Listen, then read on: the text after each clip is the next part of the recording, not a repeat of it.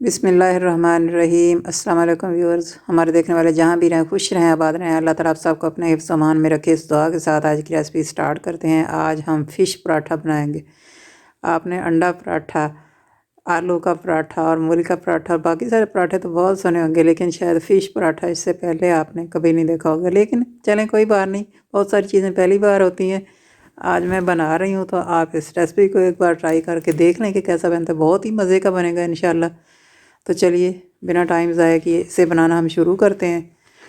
इसके लिए कौन कौन सी चीज़ें ज़रूरी हैं वो मैं साथ साथ बताती जाऊंगी। तो चलिए बिना टाइम ज़ाया किए इसे बनाना हम शुरू करते हैं। तो सबसे पहले आटा गूंद लेते हैं। तो ये मैंने 2-3 रोटियों का आटा डाल लिया है। ये तकरीबन 1 पाव आटा है। तो नीम गर्म पानी ले लिया मैंने, इस तरह से जैसे नॉर्मल हम आटा गूंदते हैं। बस ये है कि ज़्यादा नरम नहीं होना चाहिए, ज़्यादा सख्त भी नहीं होना चाहिए। बस इस तरह पानी ऐसा ऐसा डालते जाएंगे और ये इस तरह ये मैंने आटे की डो बना रही है। आप देख रहे हैं जैसे 2-3 दफ़ा इस तरह इसको हाथ के साथ मसल लेंगे और आटा हमारा तैयार हो जाएगा।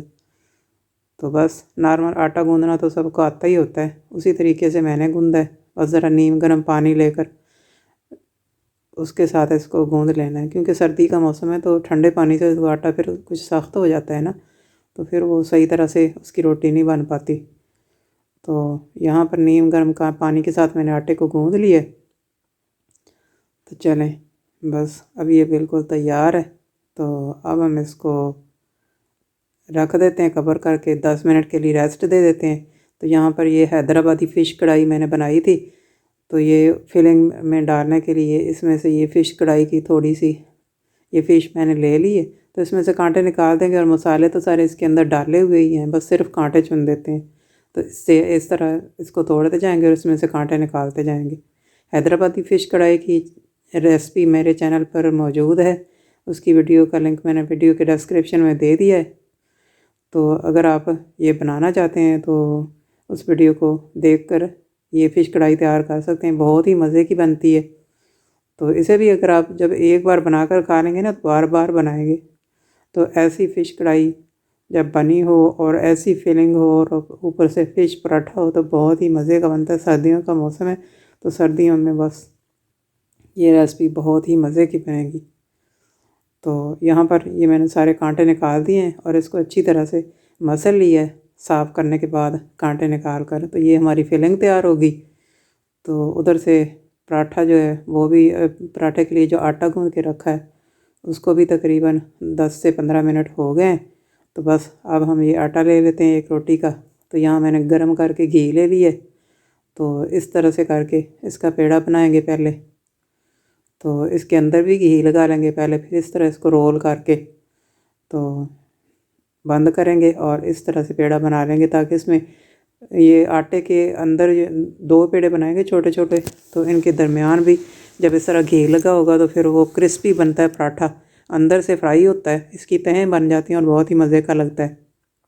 तो यहाँ पर ये मैंने छोटे छोटे 2 पेड़े बना लिए हैं और इनके अंदर घी लगा रही है और फिर इसको इस तरह से रोल करके इस तरह से बनाएंगे। और इस तरह 2 छोटे छोटे पेड़े बनाने के बाद अब ऐसा करते हैं, एक पेड़ा लेते हैं और इसको बेलन के साथ अच्छी तरह से बेल लेते हैं, थोड़ा फैला लेंगे। और इस तरह थोड़ा सा फैलाने के बाद ये तकरीबन आधी रोटी के बराबर बन गया। अब इसको प्लेट में अंदर साइड पे रखेंगे और दूसरा जो पेड़ा रखा हुआ था उसको भी इसी तरह से इसी साइज़ में बेल लेंगे। तो यहाँ पर ये दोनों छोटे छोटे पेड़ों को मैंने बेल लिया है और इस तरह बेलने के बाद इनके अंदर फिलिंग लगाने से पहले एक कोट घी का करेंगे। तो यहाँ पर फिलिंग लगाने से पहले दोनों साइडों पे घी लगाएंगे इसके। तो अब इसके अंदर फिलिंग लगाएंगे। तो इसको इस तरह से फैला लेंगे इसके ऊपर, सारे के ऊपर अच्छी तरह से।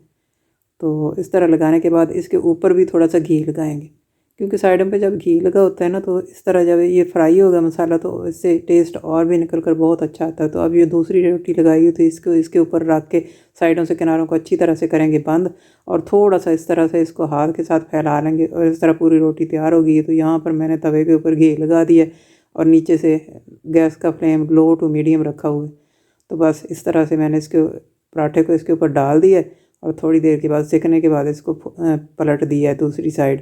तो अब दूसरी साइड पलटने के बाद ऊपर इसके घी लगाएंगे और इस तरह घी लगाने के बाद इसकी साइड पलट देंगे। एक तरफ से फ्राई होता है तो दूसरी साइड भी इसके ऊपर घी लगा देंगे। दोनों साइडों से घी लगा कर जब इसको अच्छी तरह से इस तरह पकाएंगे ना ऊपर से, तो ये फ्राई होकर क्रिस्पी हो जाएगा और बहुत ही मज़े का बनेगा। तो ये देखें, इस तरह हमारा ये फ़िश पराठा बनकर बिल्कुल तैयार हो गया है। कितना मज़े का लग रहा है। ये देखें, इसके अंदर फिलिंग बहुत ही खुशबूदार और मज़ेदार पराठा बनकर बिल्कुल तैयार हो गया। तो यहाँ पर जो बाकी फिलिंग बची हुई थी उसके साथ मैं इसे ऊपर से डेकोरेट कर दूँगी। तो इस तरह आप भी इसे ज़रूर ट्राई कीजिएगा, बहुत ही मज़े का बनता है। इसको देखकर तो मेरे मुंह में तो पानी आ गया, आपके भी यकीनन आ गया होगा। तो इस रेसिपी को एक बार तो ज़रूर ट्राई कीजिएगा, और अगर वीडियो पसंद आए तो इसे लाइक, शेयर और चैनल को सब्सक्राइब करना ना भूलें। साथ में लगे बेल के बटन को भी प्रेस करने, इसका ये फ़ायदा होगा कि हमारी वीडियो अपलोड करते ही सबसे पहले आपको मिलेगी। इसी के साथ मुझे इजाज़त दीजिए, इंशाल्लाह किसी और रेसिपी के साथ फिर हाज़िर हो जाऊँगी। तब तक के लिए दुआओं में याद रखिएगा। Thanks for watching. अल्लाह हाफिज़।